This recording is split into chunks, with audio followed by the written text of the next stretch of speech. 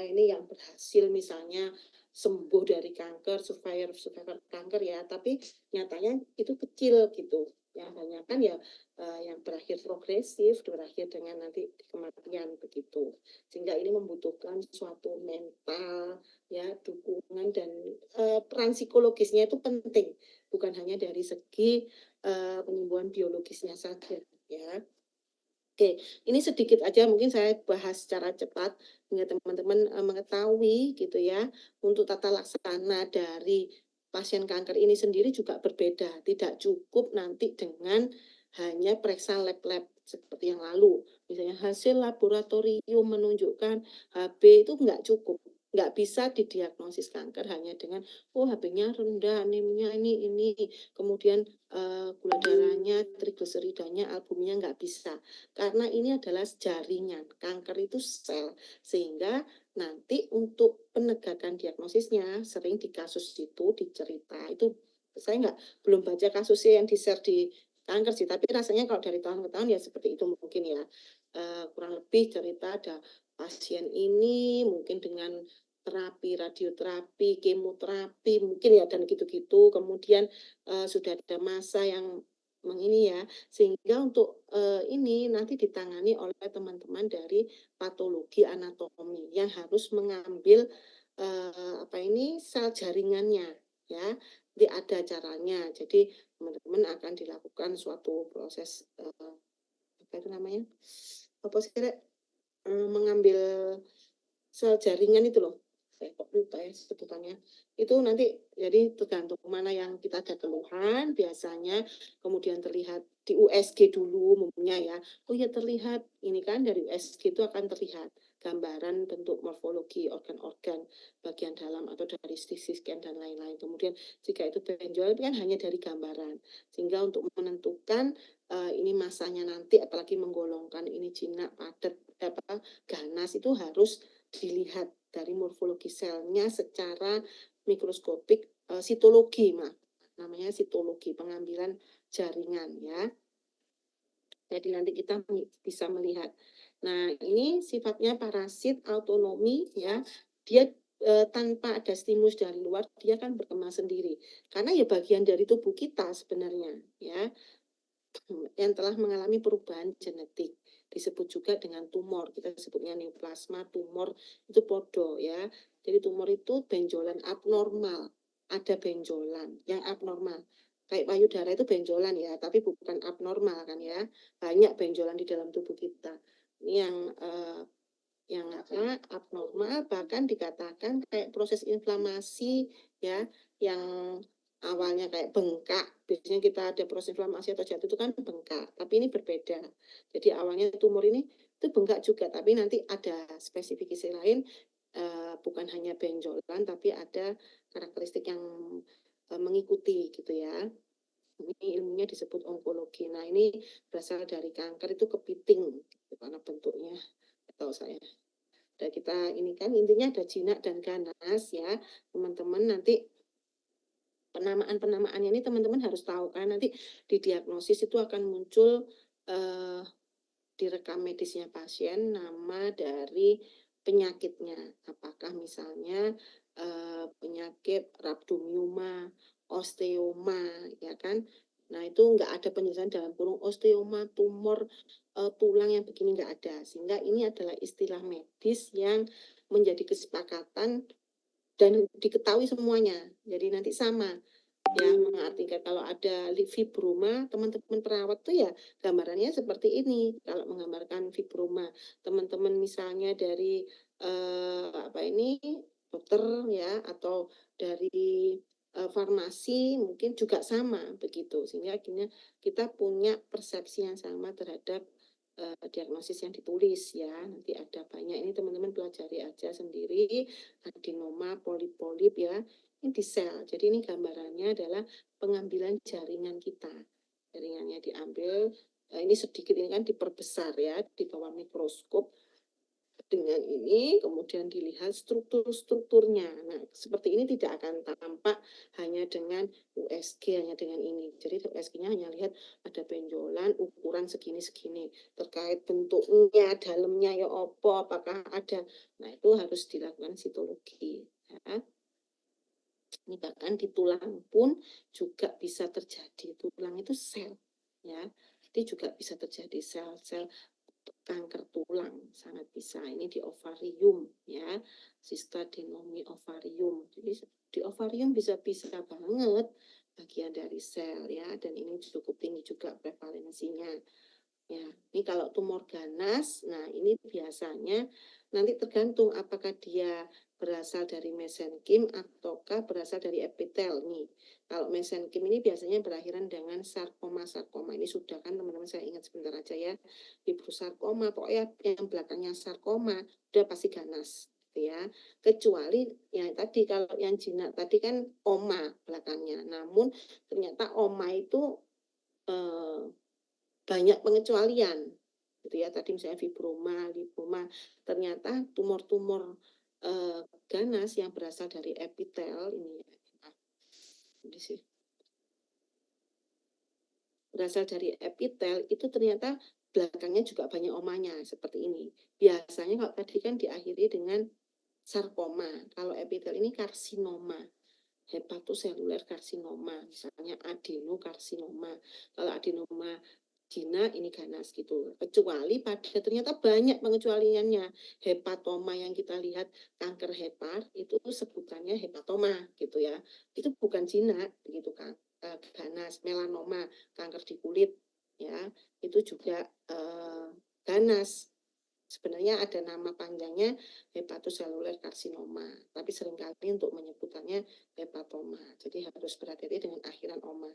Ini karakteristiknya, kenapa disebut neoplasma ini ya menjadi jinak dan ganas ya. Ini berdasarkan banyak hal ini, salah satunya diferensi anasia ini sudah kayak teman-teman ya. Jadi diferensi itu ya berdiferensi pembelah ya, kayak aneh masih mirip. Jadi nanti dilihat tumornya itu apakah sel-selnya itu masih mirip dengan normal. Semakin mirip tentunya dia terkategori well differentiated ya.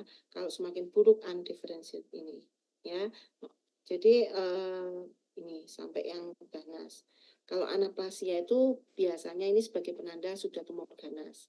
Pertumbuhan ke tingkat yang lebih rendah ya, diferensianya strukturnya hilang, membran selnya atau lain-lain, ini disebut anaplasia ya. Nah, ini anaplasia cirinya ukuran dan bentuknya bervariasi. Harusnya kalau tumor misalnya sel hepar ya seperti itu aja bentuknya halus dan ini, tapi ini bervariasi, ada yang ukurannya begini, ada shape-nya begini, ada yang besar, ada yang kecil ya. Sampai kalau dilihat dari morfologi di inti selnya sendiri itu sudah berubah menjadi hiperkromatik, lebih hitam, rasionya inti selnya membesar banget ya, kromatinnya. Jadi dia proses membelah diri sendiri lebih banyak, mitosisnya jumlahnya banyak sekali, jadi di luar normal gitu ya. Ini contoh-contoh sel anaplastik ya. Jadi biasanya ini inti selnya tersusun rapi, bentuknya biasanya kalau kita lihat sel apa gitu ya, sehingga bisa tergambarkan ini bentuknya udah nggak teratur. Ya. Displasia ini gangguan pertumbuhan, jadi hilang, sebenarnya hampir sama nanti anaplasia menjadi displasia, hilangnya uniformal sel tadi ya, jadi sudah nggak uniform bentuknya, nggak karu-karuan ya, tadi sama ya, cuma ini lebih ke nanti ada ringan, sedang, berat. Berat itu disebut karsinoma in situ. Ini misalnya dari sel kanker ini sel, kanker selvik ya, dilihat dari proses displasianya. Ini normal itu dia masih tersusun rapi. Sebenarnya ya kita nggak akan ngerti ini rapi atau tidak, menurut kita ya ini gak rapi, namanya sel ya seperti ini ya. Ini harus dengan pengalaman ya, dan waktu terbang yang lebih banyak tentunya, semakin sering mengamati mendapatkan kasus-kasus maka akan semakin ini ya. Bagi kita normal itu ya kok elek sih, ya nggak ada gambaran sel yang bagus ya, sel ya begini, cuma ini kita lihat susunannya ya masih teratur, inti-inti selnya berbeda dengan ini mungkin gambaran apa ini ya, yang masih menyerupai, ini semakin jauh dari menyerupai. Jadi ini yang sudah karsinoma in situ. Coba lihat inti-inti selnya. Harusnya inti sel itu 1 banding tadi 4 atau 6 dibandingkan dengan sitoplasmanya lainnya ya. Ini gede-gede banget. Jadi dia menjadi hiperaktif ya. Dan tersusun inilah. Ya. Kemudian kita bisa lihat dari nanti teman-teman mana sih? Nah, kecepatan pertumbuhan ya. Ini juga ya, untuk memperhatikan ini kecepatan pertumbuhan ya, untuk ganas tentunya lebih cepat. Ini jinak ya, biasanya jarang sih pasien jinak harus menginap di rumah sakit karena kankernya sendiri, kecuali nanti kalau pun menginap itu untuk kasus bedah, dia mau proses angkat ya misalnya, kayak begitu aja. Tapi untuk perawatannya ini selama dia tidak mengganggu dan ini tuh jarang.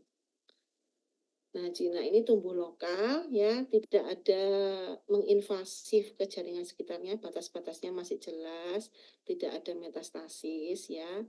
Tapi kalau kita mendapatkan diagnosis tumor jinak itu juga takut juga ya, bukan berarti yang gak popong ini, karena nanti tumor jinak pun juga bisa berkembang menjadi tumor ganas. Nggak ada jaminan maksudnya ini gitu ya. Tapi nah ini mungkin ada beda ketika sudah terdiagnosis awal dengan tumor ganas ya. Nah, untuk bila ya, ini kayak saya itu belajar banyak penyakit gitu ya. Ya banyak penyakit tahu, tapi kalau ya itu untuk kesiapan ya rasanya nggak ada orang yang siap lah dengan apapun ya, begitu. Oke, terus ini ada ini uteri ya, jadi ini miom di apa ini uterus seperti ini ketika di morfologinya ya. Ini biasanya dari beberapa kadaver atau beberapa sitologi sel atau orang yang memang sudah ini ya diambil jaringannya ini. Tumor ganas ini progresif, invasi, infiltrasi, batasnya tidak jelas, tidak berkapsul ya. Jadi ini seperti ini gambaran tumor apa yang ini normal apa enggak ya, ini ya istilahnya menggambarkan ini gambaran batas-batasnya sudah tidak jelas, besar-besar. Ini rasanya juga enggak normal ini ya, sudah mengarah seperti ini ya.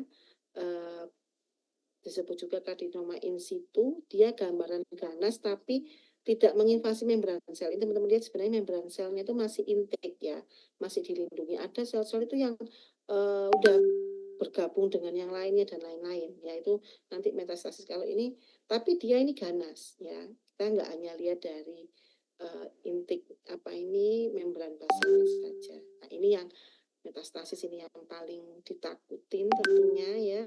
Metastasis itu sudah menyebar istilahnya, jauh dari tumor asalnya ya. Yang paling kuat ya ini kalau sudah ada metastasis sudah jelas ganas monoiris ya. Nah ini pembedanya ya, bisa lewat rongga, bisa lewat limfe, bisa lewat darah ya, di mana ada cairan limfa kita, ada darah kita itu bisa menyebar kemanapun ya. Misalnya tadi dari ovarium ke peritoneum. Jadi jangan heran nanti melihat kasus itu teman-teman, kok ovarium, judulnya kanker ovarium misalnya, tapi gejalanya pasien sesek gini-gini, terus gimana Bu yang ditangani apa? Ya dua-duanya ditangani ya dari gejalanya, karena teman-teman lihat gitu ya, nggak sama dengan organ yang lain. Kalau ini diitlek, ini yang mual muntah. Kalau ini bisa itu tadi, sehingga teman-teman bisa identifikasi ovarium kankernya kok pasien ini sok sesek, mungkin ya, bisa jadi curiga ketika ada sign and symptom seperti itu ya. Nih. Kemudian limfogen itu terutama pada tadi yang karsinoma dari mama, kenapa mama itu kok sering menyebar ke ketiak ya, kemudian dan lain-lain, nasofaring bisa ke kolon, ini menyebarkannya ini karena lewat jalur limfogen, lewat jalur hepatogen. Ini umumnya adalah sarkoma ya, lebih banyak ke vena ini ya, mengikuti aliran vena ya, bisa kemana-mana ya. Umumnya yang banyak ini nanti di paru dan di hepar. Nih, Ini ada Hepar yang mengandung metastasis kanker. Ini mungkin gabungan dari sel-sel yang lain ya, sehingga dia terjadi metastasis di Hepar ini ya. Ini dari gambaran-gambaran. Nah, ini contoh misalnya tumor jinak dan ganas. Kalau jinak itu hanya di situ kecil, tidak invasif ya. Ganas ini ya sudah biasanya lebih besar ya, dan bentukannya seperti ini tadi yang diceritakan sampai terjadi adanya metastasis ini ya, misalnya ke jalur pembuluh darah kemana-mana ya. Nanti teman-teman baca sendiri aja, ini saya lewatin kurang lebih ya. Itu gambaran untuk sel ya. Ini sedikit mungkin ini dari apa ya saya terkait dengan bagaimana sih sel yang normal itu bisa menjadi suatu kanker. Dan ini nggak ada jaminan. Nggak ada jaminan, saya, oh saya nggak mungkin kena kanker, karena saya nggak ada keluarga, nggak ada jaminan sama sekali. Ya, karena kita juga hidup di era yang agentnya, nah ini sangat, ya seperti ini teman-teman lihat sekali ya, banyak sekali pengembangan-pengembangan dari teknologi yang dampaknya juga kita rasakan ya, apakah itu dari agen-agen kimia, radiasi, virus-virus ya, banyak multifaktorial yang kita bisa apa ini menyerang ya, DNA tadi, DNA ini langsung ke DNA selnya, sehingga selnya itu sudah tumbuh tidak terkontrol, nggak mau seperti aslinya, isinya begitu. Ya, meskipun dikatakan ada faktor-faktor genetik ya, dan faktor-faktor resiko tertentu yang lebih besar. Ya, misalnya ada yang misalnya apa? Tapi enggak juga banyak kanker terus misalnya lebih banyak pada orang-orang yang kanker rahim ya, orang-orang yang mungkin nggak menikah atau belum punya, nggak ada proses melahirkan ya, itu ketika ditelusuri ya sebenarnya ada ini kajian ilmiahnya ya benar, tapi nggak menutup juga misalnya yang banyak anak terus kena kanker rahim ya ada juga. Tapi yang banyak lebih banyak lebih besar kasusnya ke kanker serviks begitu katakan, itu dari studi-studi epidemiologi ya, sehingga kita ini mana? Ini dari normal sel, ini terjadi kerusakan DNA, namun teman-teman ingat, nggak ada yang tahu proses, kita nggak mungkin memotret kondisi sel kita setiap waktu, begitu ya. Terjadi kerusakan DNA itu sebenarnya hal yang normal, normal banget. Mungkin kita bersentuhan dengan suatu, kita nggak pernah tahu nih sekitar kita, ya.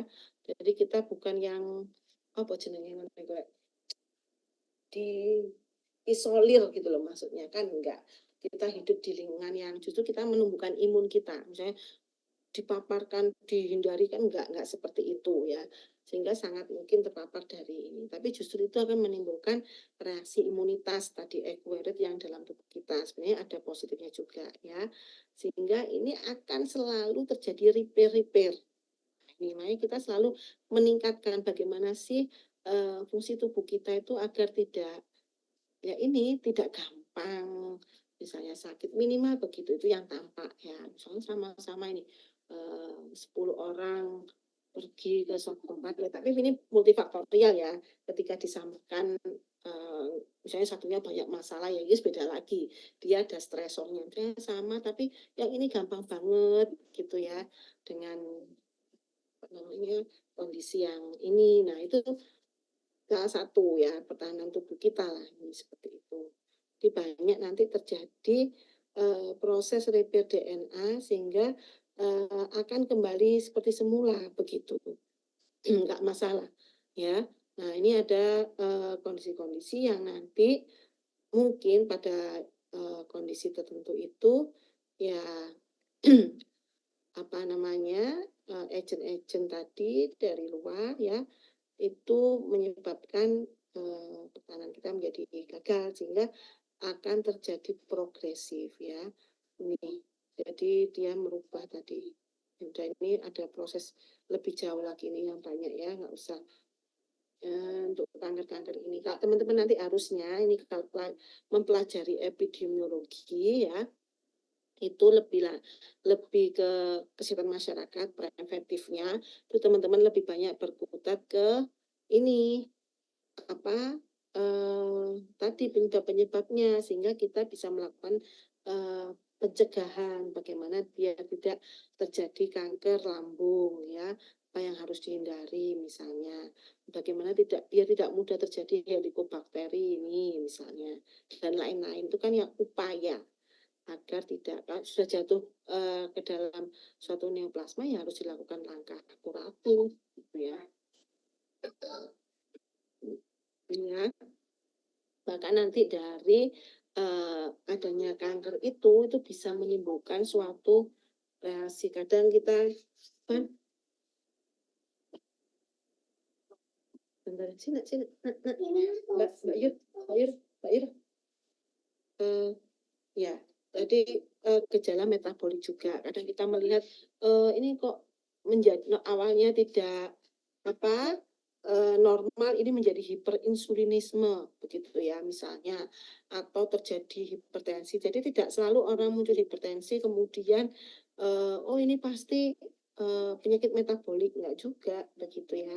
Jadi kita perlu tahu juga, seperti kasus-kasus kanker, itu bisa sekali menimbulkan gejala-gejala yang metabolik karena dia juga menyerang organ yang di ini, misalnya di pankreas ya, kerja pankreas terganggu lah ya, hormon insulinnya, ini ya, sehingga seluruh metabolismenya menjadi terganggu.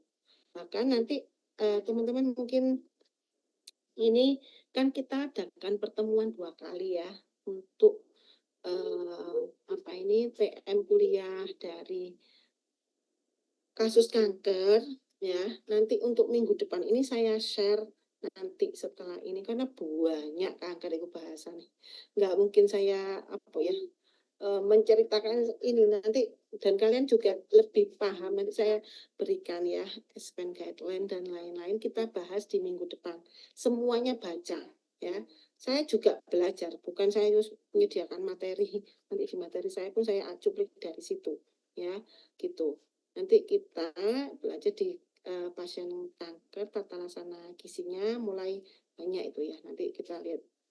Maksud saya nanti kita lanjutan dari ini ya, kanker salah satunya kanker kakeksia ini. Kakeksia itu bukan kanker, gejala penurunan berat badan ya. Yang khas ini pada pasien kanker hampir selalu orang yang menderita kanker itu suatu assessment awal yang dilakukan ada enggak penurunan berat badan terjadi dengan cepat ya. Itu tanpa adanya diet, tanpa ini.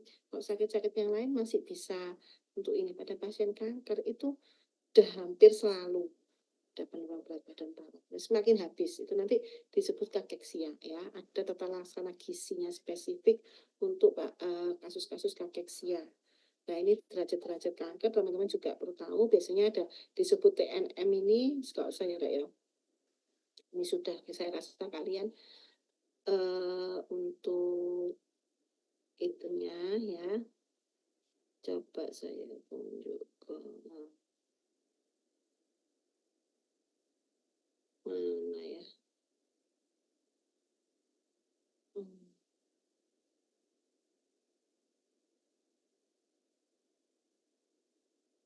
Kalian nggak dapat itu dari kakak kelas toh. File-file saya dulu itu share-share semua loh. Di nge-share lo ke kalian itu PPT-nya toh apa itunya saya nggak paham.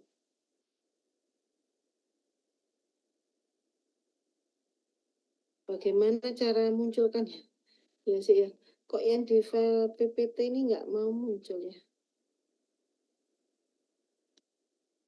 Oke, sedikit tak paparkan ini dulu aja PPT.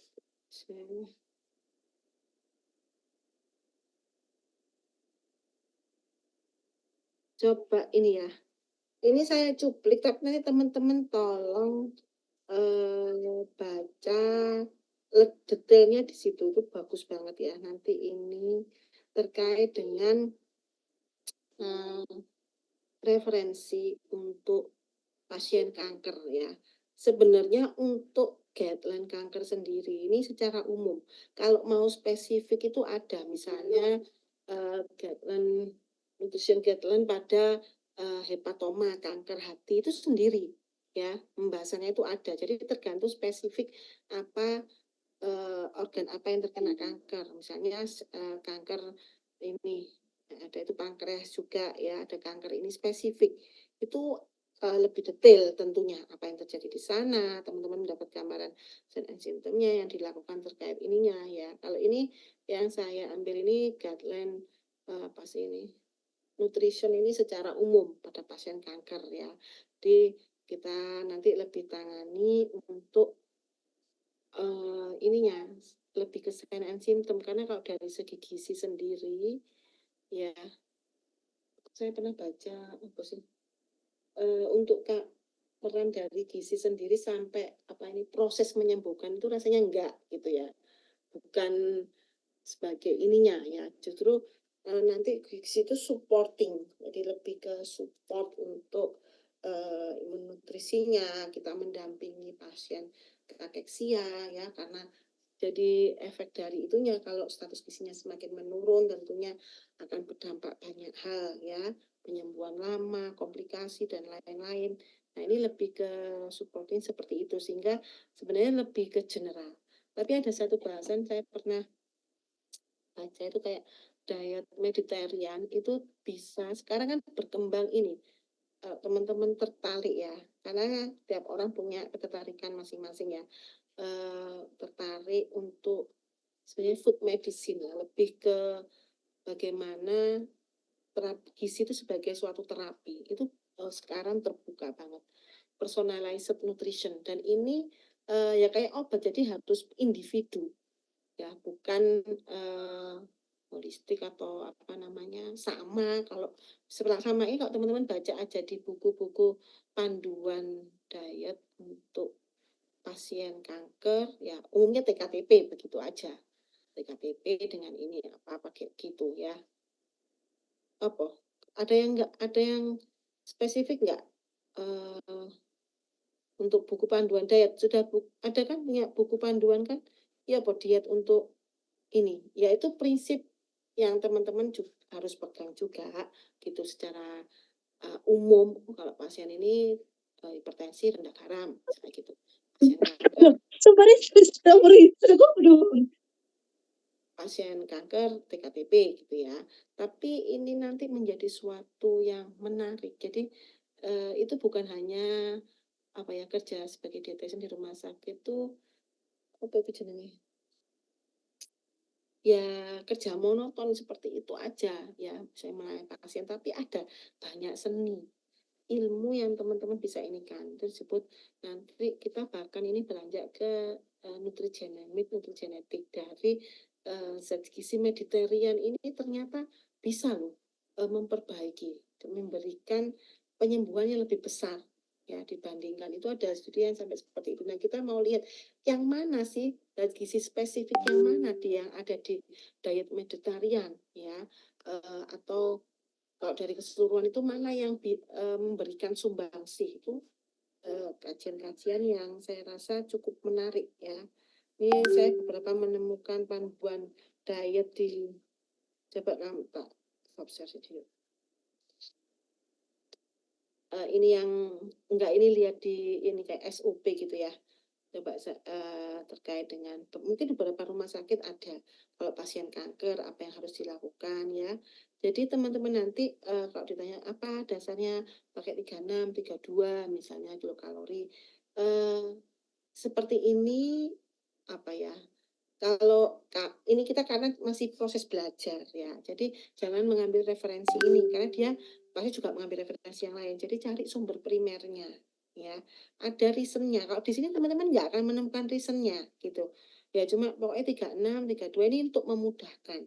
Karena nanti memang beda ketika di aplikasi di lapangan itu banyak yang nggak seperti teori dalam artian nggak koyok ngono juga sih nggak sestrik gitu. Nah gitu ya. Tapi bukan itu yang dimasalahkan ini kan kita belajar dulu lah. Kalau dari awal aja sudah mengenyampingkan, maksudnya alah wis podo ae namanya diet ini ya gitu. Ya udah nggak akan ada ilmunya gitu, teman-teman. Padahal ini nanti ini sebagai guideline ini aja. Padahal ini kan nggak ada informasinya kanker seperti apa, misalnya satunya kanker adrenal, misalnya kanker hipotalamus, apalagi bayangno, kanker mengenai hipotalamus, pusat makan, pusat suhu, pusat sembarang, ya nggak bisa dipukul rata seperti ini yang suhunya selalu naik, misalnya nggak teratur. Jadi tetap berdasarkan apa ya, kajian menyeluruh begitu. Jadi harusnya guideline ini hanya sebagai ini protein tinggi, lemak, dan pasien kanker, terus ginjalnya terganggu, kan nggak serta merta bisa mengini ini ya menerapkan ini. Jadi harus ya itu seninya tadi, makanya dietitian itu bisa praktek, bisa ini karena ada seninya di sana ya. Yang ini berbeda. Boleh teman-teman pakai sebagai guideline, tapi pada suatu kasus itu harus disesuaikan ya. Yang mana?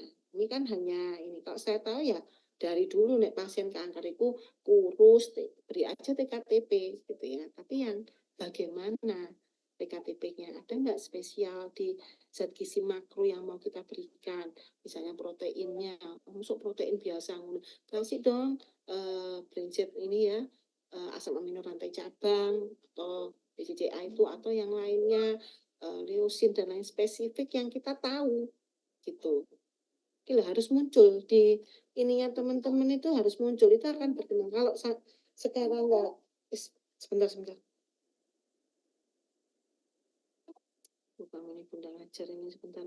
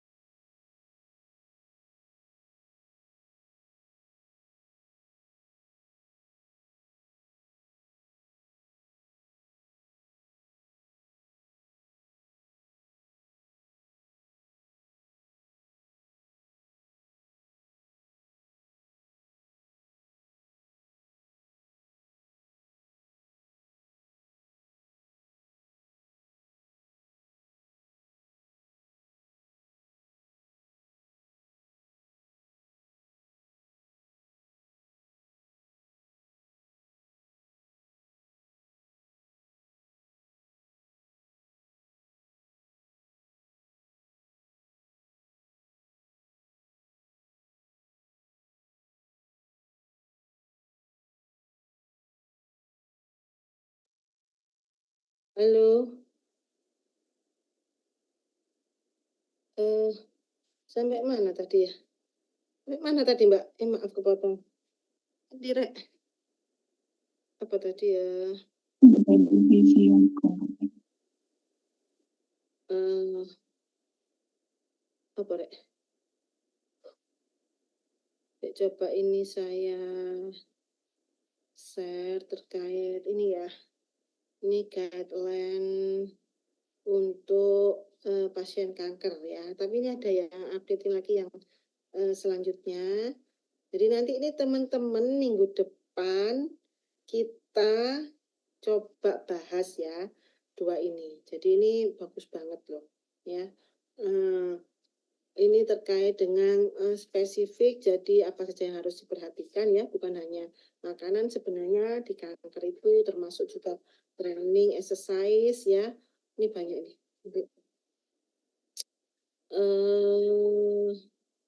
Sebentar ya. Nanti ini seperti ini. Ini dia ada metodenya ya, background-nya. Nah, ini ada proses ini yang perlu teman-teman tahu ya, proses katabolisme. Nah, ini kuncinya. Jadi bermetabolisme atau katabolisme pada pasien kanker. Kenapa kanker itu selnya tumbuh dengan cepat, tapi justru menyebabkan menjadi banyak malnutrisi, termasuk inadequat, ya. Jadi ini ada perubahan proses katabolisme pada pasien kanker. Ya.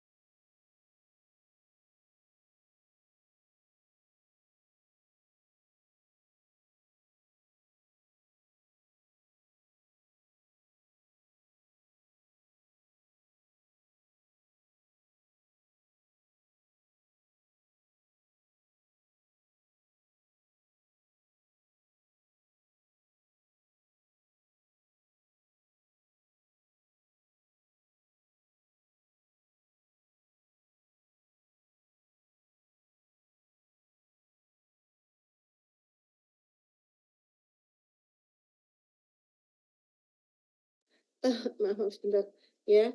Jadi ini kanker ini ya kita harus monitoring ya terkait dengan inadequate intake ini karena ini menjadi sumbangsi utama kenapa weight loss-nya ini selain dari proses katabolisme yang terjadi di ininya ya, ini diikuti oleh inadequate intake. Jadi meskipun proses katabolismenya terjadi perubahan, tapi kalau adequate intake-nya itu masih cukup dan lain-lain, ini akan mencegah penurunan ya berat badan secara ekstrim ya.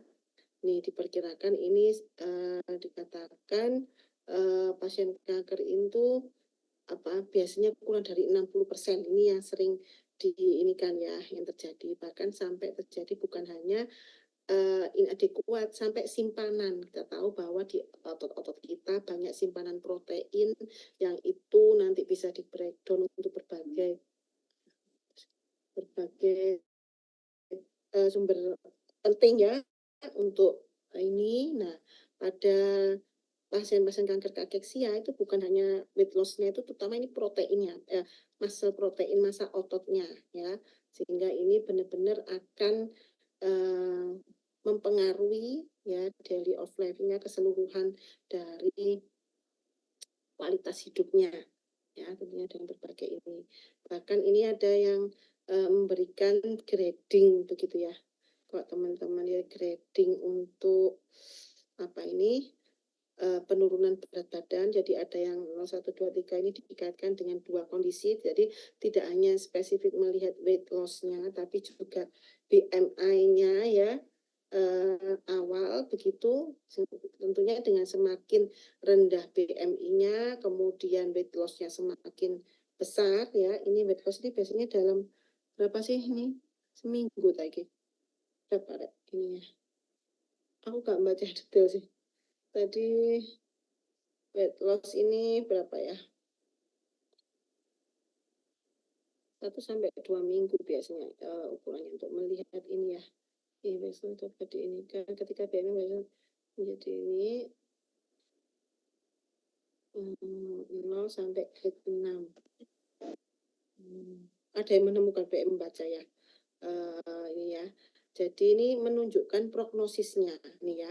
Semakin keempat ini pasien kanker itu prognosisnya semakin buruk tanpa kita melihat ya, tanpa kita melihat itu misalnya kankernya stadium piro ini ya dengan terjadinya weight loss sampai misalnya 15, BM-nya di bawah 20 itu udah wis hampir dipastikan prognosisnya tidak baik begitu ya. Ini kita bisa melihat dari ini, sehingga tentu penting meningkatkan ya massa ototnya, mungkin beberapa dengan adanya exercise juga ringan ya yang dianjurkan pada pasien kanker, kemudian dengan nutrisi yang tepat ya. Nah, ini juga yang terjadi pada pasien kanker itu adalah sindroma inflamasi secara sistemik ya. Mana? Ya, ini yang tentunya juga bervariasi, namun ini terjadi perubahan metabolisme secara keseluruhan, baik protein, karbohidrat, lipid. Ya, ini teman-teman lihat di protein ini terjadi perubahan turnover protein ya, kehilangan lemak, massa otot ya, juga peningkatan dari protein fase akut. Ini kalau dilihat di pemeriksaan lab itu ada protein fase akutnya meningkat. Ini salah satunya dari yang terjadi di karena peningkatan metabolisme. Jadi kalian bisa nanti misalnya di diagnosis itu bukan karena kankernya secara langsung ya, kausanya disebabkan oleh, tapi lebih ke perubahan metabolik. Nah, ini kita nanti bisa memberikan intervensi di metaboliknya ini, misalnya peningkatan, pemilihan jenis protein, misalnya yang untuk spesifik ke muscle mass atau ke protein fase ini, itu boleh, akhirnya karena kita mendasarkan pada diagnosisnya itu head kausanya adalah perubahan metabolisme teman-teman ini ya. Ya kita bisa lakukan intervensi, tapi kalau langsung penyebabnya adalah sakit kanker ya, maksudnya itu ya kita nggak bisa melakukan apa-apa kan dari kankernya sendiri. Jadi cari head kausalnya yang kita bisa melakukan. Teman-teman gizi itu memberikan terapi sesuai dengan penyebabnya yang kita bisa atasi. Kalau di karbohidrat ini juga terjadi. Nah, kenapa pada pasien kanker juga terjadi misalnya udah gula darah meningkat ya kan, bukan karena dia nggak selalu nggak ada riwayat DM kok ya, karena tadi itu perubahan metabolisme yang resisten. Sebentar.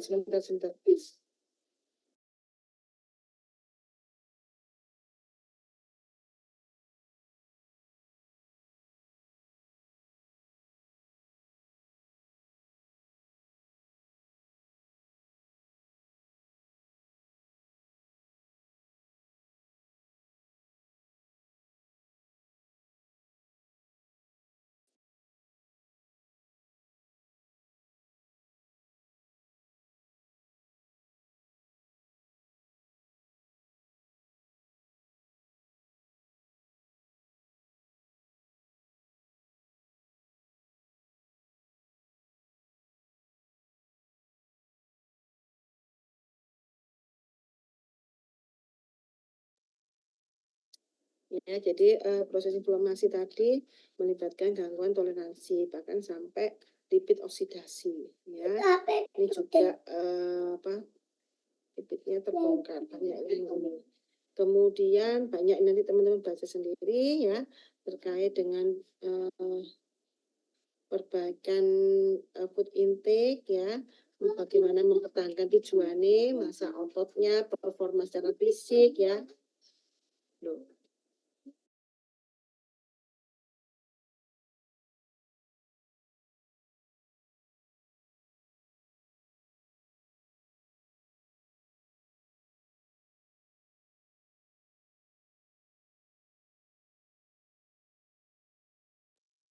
Ya, ini ada untuk terapi spesifik ini udah deh teman-teman ini ya. Nanti ini yang ada rekomendasi yang secara spesifik ya. Nanti ini coba saya sebentar, ini gak selesai nanti kalau membahas semua ini. Satunya yang mana ya? Sebentar saya ini kan yang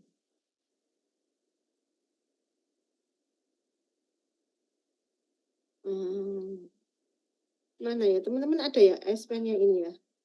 Nah ini coba sudah terlihat Hmm.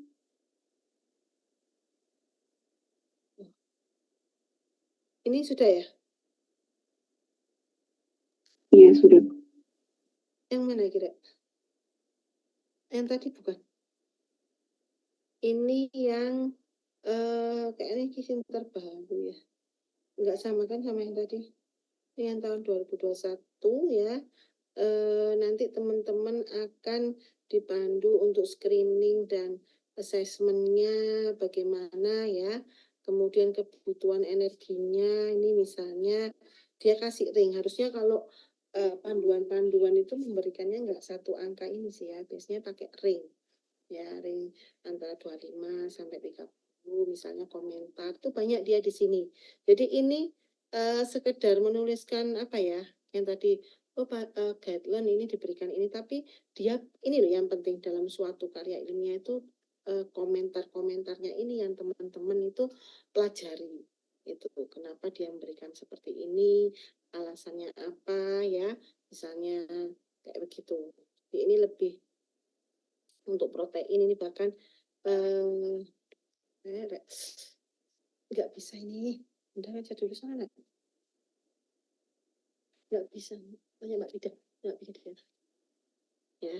Ini kemudian protein tadi 1 gram umumnya per kilogram sampai ditingkatkan 1,5. Ini ya. Ini mungkin gambaran secara awal yang teman-teman harus ketahui secara holistik pada pasien kanker ya. Kita lakukan screening, assessment, kebutuhan energi dan zat gizi yang lain. Ini kan teman-teman arahkan ya. Kemudian nutrisi intervensi gizinya seperti apa. Kemudian kita ada simulasi exercise dan juga interaksi obat ini dan makanan ya. Pharmacology agent ini yang kita pelajari di NCP, kurang lebih kita bergerak di bidang ini. Tapi ini teman-teman lihat pada pasien kanker sangat banyak sekali supporting dari keilmuan yang lain ya untuk intervensinya. Jadi relevan spesifik pada kategori pasien. Ya, apakah dengan bedah ya, radioterapi, onkologi, pengobatan onkologi, bahkan pada kanker ada spesifik kanker survivor di sana ya, komunitas, ada paliatif setting, jadi ada khusus untuk paliatif ya. Paliatif itu bukan deh istilah paliatif kayak penyembuhan bersama ya yang ini juga banyak sekali. Jadi multiple ini yang kita harus perhatikan karena nanti berdampak gitu ya. Seperti misalnya kenapa kita perlu tahu apa itu ini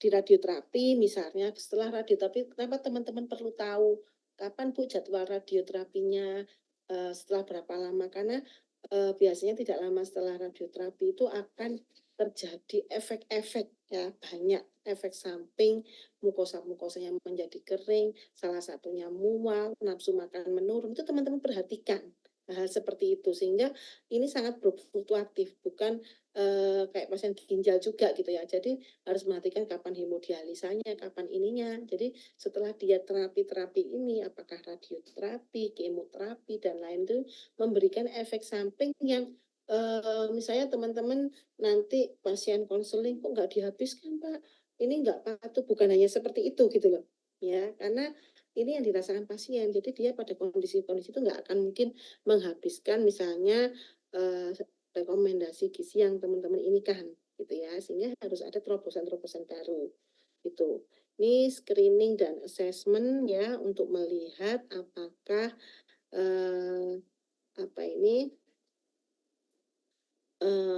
ini yang normal dan ini abnormal ya. Kita merekomendasikan pemeriksaan yang menyeluruh ya, aspek asupannya, kemudian juga mas-mas yang mungkin butuh juga data-data komposisi tubuh ya, performa fisik gitu ya, apakah bisa jalan, bisa aktivitas sehari-hari ataukah bagaimana ya, dan juga derajat inflamasi tubuhnya.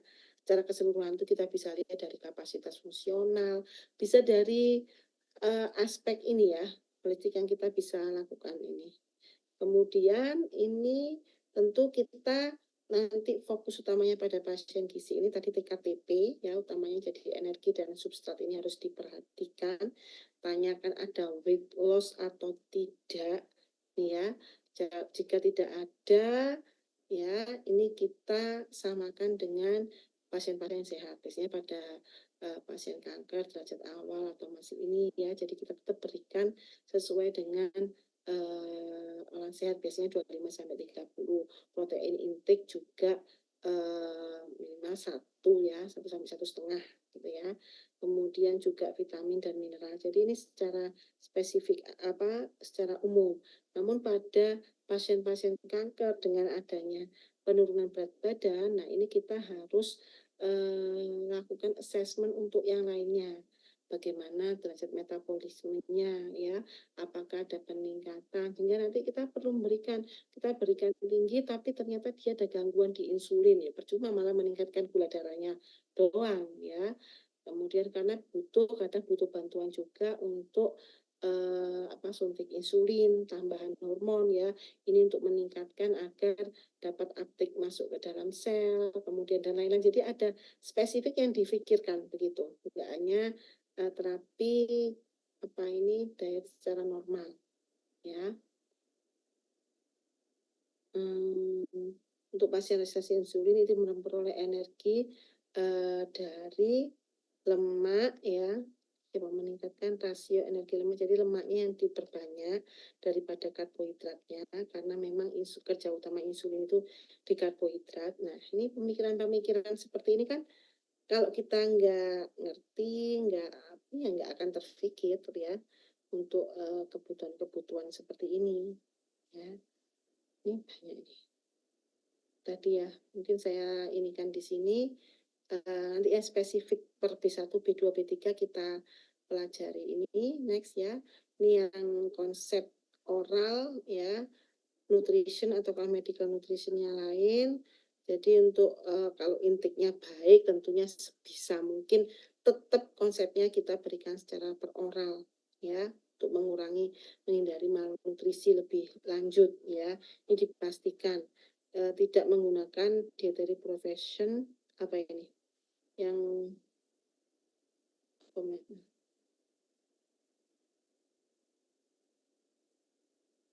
ini memberikan rekomendasi yang restriksi energi. Jangan ya, meskipun dia oral nutrisinya baik misalnya, ini tetap kita harus tadi mempertahankan energinya itu cukup ya. Ini jika kita mendapatkan pasien misalnya oral tidak bisa, tentunya kita merekomendasikan enteral nutrition ya, dan parenteral jika enteralnya tidak bisa ya. Jika oral food intake menurun untuk waktu yang lama, menurun terus-menerus secara berat ya, misalnya tinggal. Nah ini kita harus segera memikirkan, bukan hanya melihat, oh masih bisa kok oralnya baik gitu ya, tapi evaluasi ternyata long time itu dia tidak sampai memenuhi kecukupan yang cukup ya, di bawah 50% tadi dikatakan hampir ini kita harus lihat, harus segera evaluasi ada apa dengan oralnya ya. Mungkin kita nanti bisa pakai beberapa cara untuk meningkatkan, ada tambahan lewat bantuan enteral mungkin ya. Untuk ini juga kita harus perhatikan juga untuk repeating syndrome-nya, tentunya tidak boleh berlebihan juga. Ada tambahan parenteral untuk mensupport segera ya. Pasien dengan kronik ini insufisiensi kita merekomendasikan bahkan tidak oral ya kalau sudah sangat kurang dan kronik, karena tentunya dengan oral yang sudah kurang, gangguan digestif ya, pencernaannya juga berkurang, itu tidak akan efektif ya. Untuk exercise tetap kita perhatikan karena dia butuh untuk masa ototnya ya, biar tidak ototnya tetap berfungsi ataupun alat geraknya ini ya. Jadi meningkatkan physical activity untuk mensupport masa otot, fungsi-fungsi secara fisik dan juga pola metabolisme ya. Jadi itu akan berdampak, mungkin sepertinya teman-teman pasien sakit tiduran. ya udah kita cuma fokus di makanannya. Coba lihat kalau pasien di rumah sakit banyak juga akan didampingi juga oleh teman-teman dari fisioterapi, dari rehab medik, ya. Itu untuk mungkin sepertinya nggak berdampak itu sendiri, oh kita nggak perlu tahu, tapi dengan adanya rehab medik itu nanti secara tidak langsung akan mensupport terapi dari teman-teman, proses pola metabolisme yang menjadi membaik, ya. Karena dengan adanya misalnya dia harus tiduran melulu, apalagi pasiennya nggak bisa bangun, ya, hanya bed rest, itu nggak boleh diterlentangkan. Kamu pernah tidur terlentang sehari ini aja loh, pernah nggak ya, misalnya tidur malam, kalian kan isok miring-miring ya, terlentang aja selama 6-8 jam tuh punggung sakit, ya. Nggak tahu, padahal itu tiduran doang loh, nggak ono lorone, ya. Itu kayak tertekan, sehingga kita makanya kalau tidur kan berapa kali juga miring atau ini, ya. Itu akan terasa, apalagi terasa kalau, nah ini gampang, nggak mungkin isok tidur mengkurep, ya. Ada orang hamil mungkin bisa miring, bisa, tapi orang hamil kalau tidurnya terlentang itu udah akan terasa ini, peredaran darahnya itu nggak lancar di belakang, sehingga apalagi orang yang bed rest, ya, itu nanti karena nggak bagus peredarannya dan lain-lain itu mengumpul di satu tempat, bisa terjadi dekubitus. Dekubitus itu borok, ya, karena timbunan semuanya kayak gaya gravitasi. Makanya ketika orang betes kok sering lihat ada borok di bokongnya, di punggungnya, ya karena dia nggak bergerak begitu. Makanya harus ada bantuan dari rehab medik, miring kanan, bukan cuma miring, itu ada tujuannya, terapinya gerakannya seperti apa, ke sini kalian diginikan, itu untuk peredarannya. Itu aja sangat terbatas, nggak mungkin hanya mengandalkan, biasanya diajarkan untuk keluarganya, ya.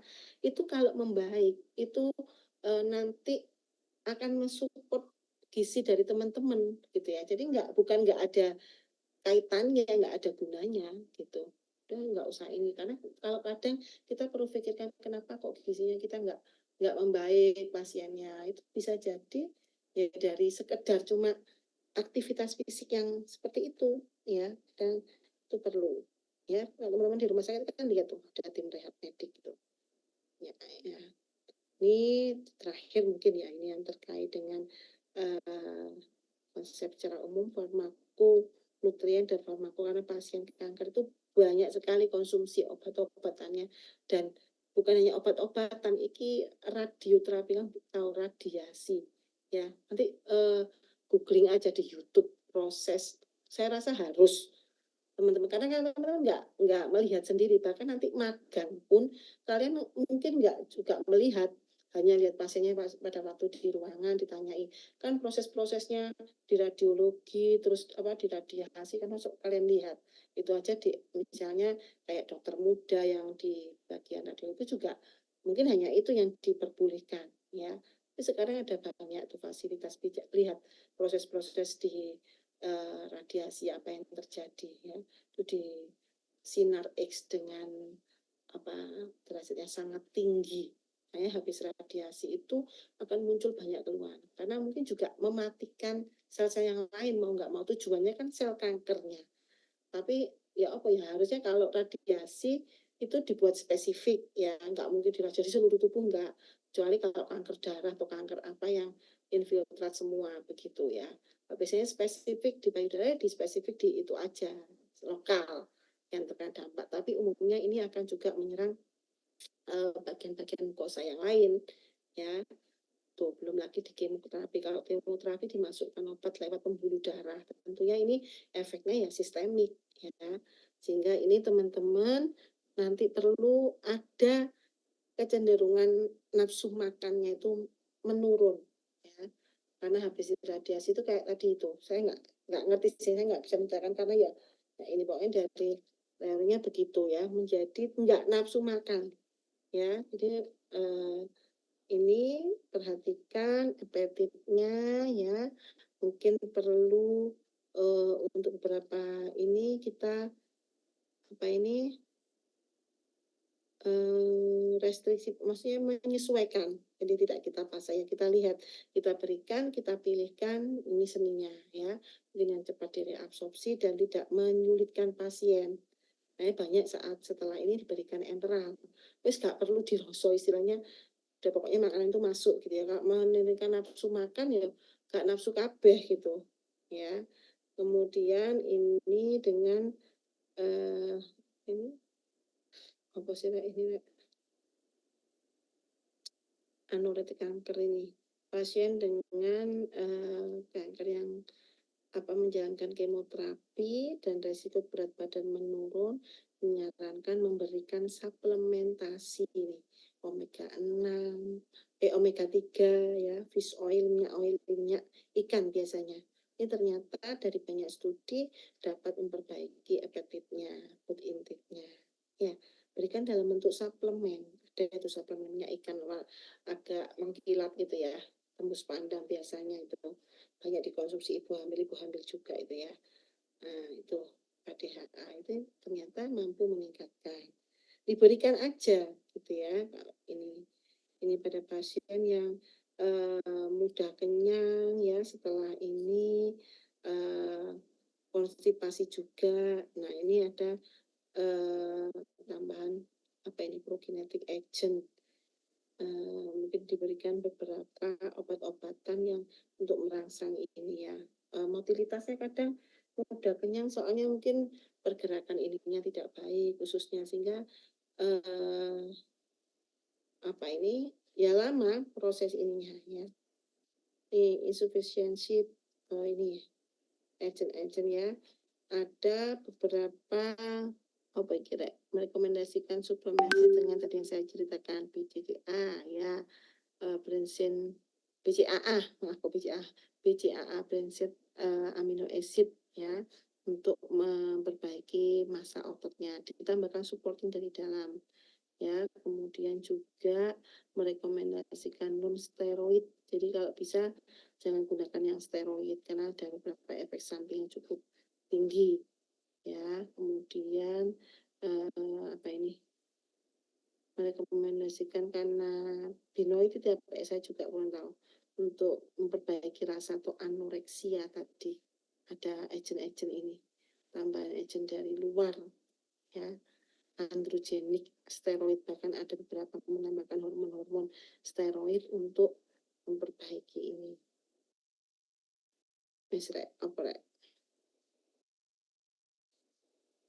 Nah, ini kalau teman-teman nanti surgery ya tadi nanti teman-teman ketika dapat kasus bedah, bedah itu kalau pasiennya dari seluruh ini ya kaitannya biasanya banyak pasien dari pasien kanker ya, resiko malnutrisi kita menganjurkan rekomendasikan appropriate nutrition support during hospital and following discharge from hospital. Jadi harus ini diikuti ya setelah keluar dari rumah sakit juga untuk pasien-pasien yang malnutrisi.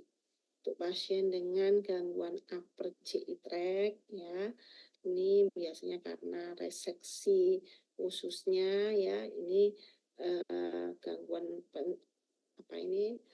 di metabolisme digestif maupun ini. Nah, ini sarannya diberikan oral atau enteral imunonutrisi.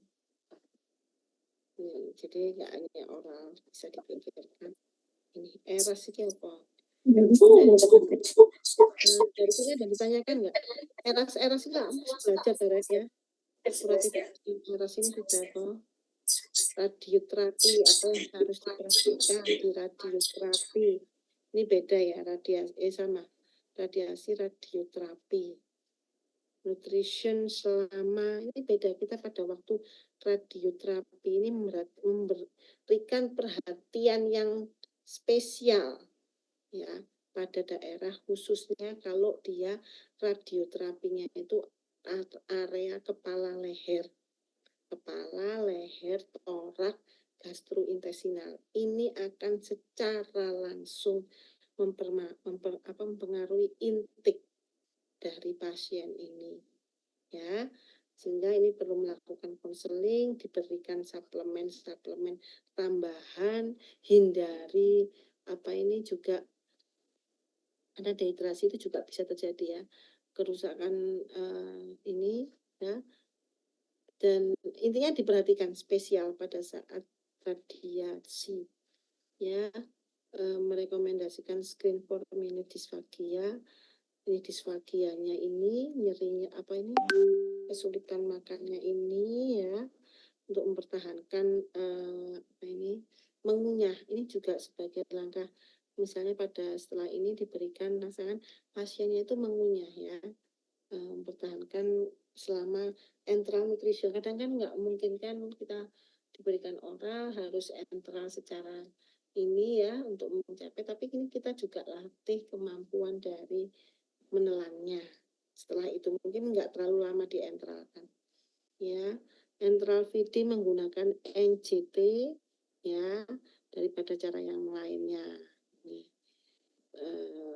pada pasien kita tidak merekomendasikan parenteral nutrition sebagai general treatment, ya, but only if adequate, jika oral dan enteral tidak ini atau ada radiasi di usus yang sangat berat, ya, ini harus parenteral.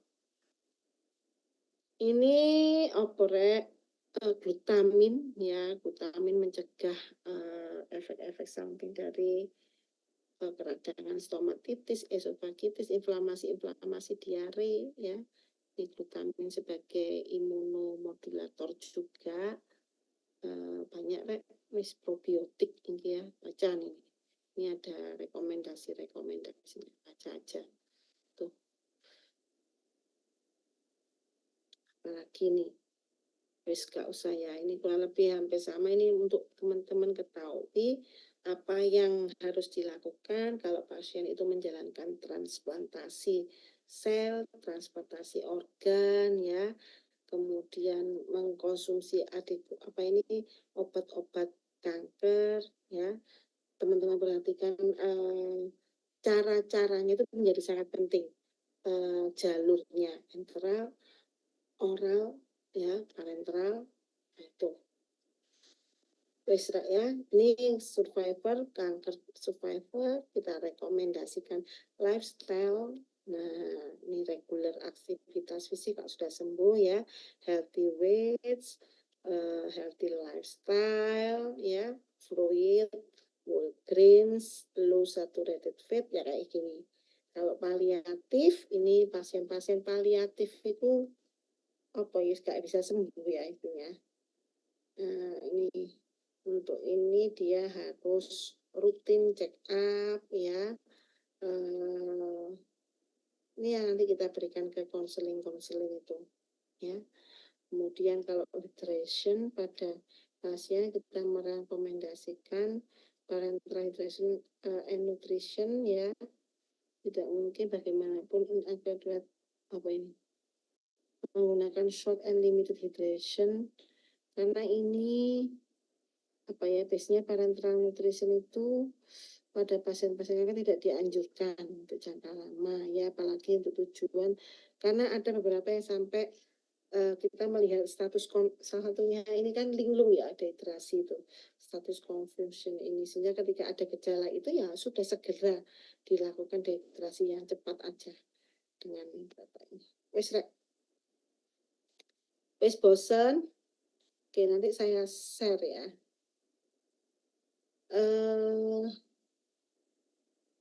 Dari sini teman-teman ada pertanyaan nggak? Walu. Ada? Nanti di minggu depan kita lanjut. Tadi boleh yang expen tadi diperdalam, ya. Nanti sama kita ini, ya, terkait dengan konsep-konsep ini, ya. Ini bagus banget. B1 apa ini untuk screening assessment, ya. Kalau B2 ini pasien dengan abnormal screening, apa yang dilakukan, banyak banget, beberapa itu B7, beberapa itu kita merekomendasikan total energi expenditure ini, ya, ini untuk evaluation-nya ini pada pasien dengan insulin resistensi apa yang harus diberikan, ya, sampai ini nanti kita coba ini kita tulis detail ya.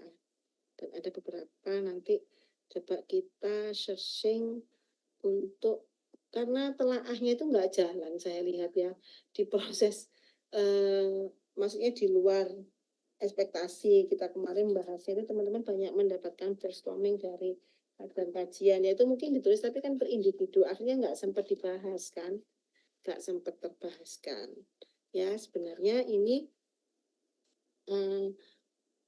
nanti untuk minggu depan itu kita coba searching diet ya. Anggap aja ini penilaian dari saya wis untuk yang kalian telaahnya itu ada ya personalized nutrition terkait dengan ini kan guideline secara umum. Jadi kita mau lihat spesifik apa sih yang diinikan zat gizi boleh pada proses. Enggak terkait dengan kasusnya ya. Kalau ini kan nanti tetap teman-teman punya tugas yang satu itu ya. Cuma untuk minggu depan ini kita ya saling memberi sama-sama mencari begitu teman-teman. Ya, dicari yang besar. Biasanya yang apa ini bahasan kayak begini itu kan sampai berapa puluh halaman ini ya. Banyak banget bukan hanya bahas satu case saja tentang apa gitu ya, tapi secara umum misalnya guideline nutrition boleh teman-teman spesifik menemukan nutrisi pencegahan. Ternyata ada loh yang bisa mencegah terjadinya kanker. Nah itu harus nanti kita bahas ya, juga minggu depan ya. Di teman-teman nanti biar nggak ngantuk. Saya yakin kalau mendengarkan dari saya seperti ini nggak menarik dan ngantuk ya. Nunggu tak takoni, ayo coba nggak langsung teman-teman bangun. Iya. Nah ini nggak belajar lebih efektif itu begitu ya. Jadi nanti besok minggu depan silakan menyampaikan beberapa, cari aja berapa ya, berapa artikel itu ada mungkin 7 atau berapa ya artikel supporting dari nutrition untuk pencegahan dan juga ini ya sekaligus kita nanti pelajari di sana bagaimana sih yang penting itu sebenarnya bukan hanya oh zat gizi ini berguna bukan tapi kita pelajari metodenya.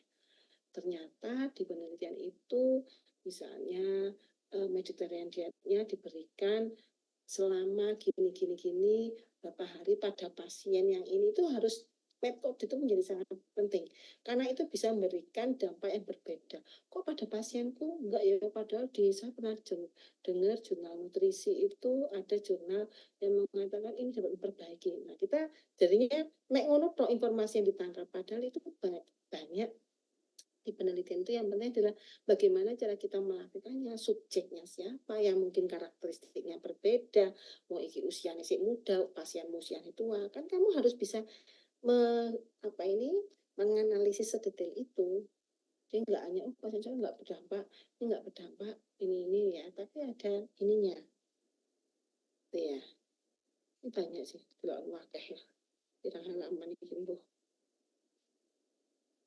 ya sampai 38 berapa lebih ya berapa halaman sih 40-an kayaknya ya referensinya aja ratusan kan piro aja referensi itu ngapus dah kamu referensi ya kalau di artikel disuruh cari referensi 20-25 banyaknya bu 25 ya di beberapa jurnal itu referensi ini piro telon nulis daftar pustaka ini petang 475 475 dia bisa menulis seperti ini penulis sih kilo bayangkan nah kalau kita cuma baca 25 yang kita tuliskan seberapa luas begitu ini sekedar gambaran buat saya juga gitu ya nggak ada referensi batasan itu nggak ada ya asalkan yang direferensi itu yang sesuai karena banyak nanti teman-teman ini sudah masuk semester akhir ya untuk latihan skripsi yang ditulis tuh referensinya banyak itu ditulis di skripsi 5 halaman atau 6 halaman isinya tahu apa enggak terkait misalnya judulnya ini membahasnya buku tentang ini gak nyambung bukan itu jadi referensi itu bukannya dilihat dari kuantitasnya kualitasnya itu terlihat dari oh dia artikel-artikel yang jurnal JAMA jurnal IS Bonafit semua lah ininya terus lihat judul-judulnya misalnya sesuai dia bahas ini sering ya nanti tweet di daerah kayak gitu sering kamu misalnya menulis suatu kalimat ini terus disitasi Begitu dibuka, dilihat jreng, mburine citasi ini, lah kok judulnya tentang iku, gak nyambung dengan apa yang lah kan dia menulis ini itu adalah dari hasil penelitiannya orang. Misalnya ini, pasien dengan prognosis in ability to eat, artificial nutrition may survival. Berarti dia mereferensi dulu kok belajar dari cara menulis orang ini, kita belajar 190, 260 lihat kalikan. Oh iya, penelitian ini menunjukkan pemberian mungkin intinya ini, kalimat ini yang dia buat sendiri, ini kalimat yang di parafrase sendiri bahwa artificial nutrition improve survival. Ya, nanti tergantung penelitian ini bagian, tapi ada dia membuktikan ini, loh. Jadi bukan jurnal hubungan misalnya screen time dengan gak nyambung ambek bahasan iki ngono. Ya wis jelas gak inilah. Misalnya hubungan obesitas dengan ini misalnya asupan gizi dengan kan gak nyambung. Ini dia gitu ya. Jadi citasi itu yang benar. Mensitasi. Jadi apalagi kita dari primer yang sering mahasiswa mensitasi penelitian apa A dalam artikelnya lah, apa ada A dalam delok enai sumbernya itu seringkali gitu karena dari kelasnya nyontoh begitu, kamu contoh lagi, jadi salahnya berjamaah sampai bertahun-tahun nggak terputus karena yang dicontoh salah, dicontoh terus gitu. Iya, oke, itu ya. Jadi citasi itu gak harus satu di dalam kalimat iki. Dia buat dua citasi, mau ono sing telu, ono sing papat. Ya karena dia temukan banyak, Bang. Bisa nggak guideline ini, citasi ini sampai 470. Ya udah gitu. Ya. Oke. Mungkin beberapa salah satu yang dia kayak gini WHO ini secara umum, tapi WHO-nya ya yang sesuai tentang dia bahas palliative care. Ini Pak WHO ini umum ya, mungkin dia punya guideline umum. Tapi kemudian dia lanjutkan, oh ternyata seperti ini lebih lanjutnya. Oke, mungkin dari saya ini waktunya sudah habis. Begitu ya, teman-teman. Halo, wes ya kita break dulu ya. Kok enggak keselar ya? Ya. Oke, kita break dulu, nanti kembali lagi di jam 3 ya. Kita coba selesaikan untuk materi yang ininya ISPA. Nanti jadi minggu depan kita minggu depan tuh kamu Senin jadwal jam berapa, Rek? Kok uji ya sebenarnya uji, tapi nanti bisa nanti saya ini kan skripsi ini diksa itu tanggal berapa? Senin jam berapa ya, saya lupa ini nanti. Oke, nggak apa-apa, ini tetap tidak absen, nanti setelah ini kita sambung ya. Iki apa, Rek? Break dulu apa keluar apa Zoom meneh ngono ta? Nggak kayak keluar dulu semua ya. Halo, bagaimana? Nggak kerungu, Rek? Nggak kerungu. Dulu aja, nanti balik jam 3. Apa? Ya, jam 3. Kok suaramu nggak? Oke, Mbak, saya izin dulu ya sebentar ya. Rek. Assalamualaikum.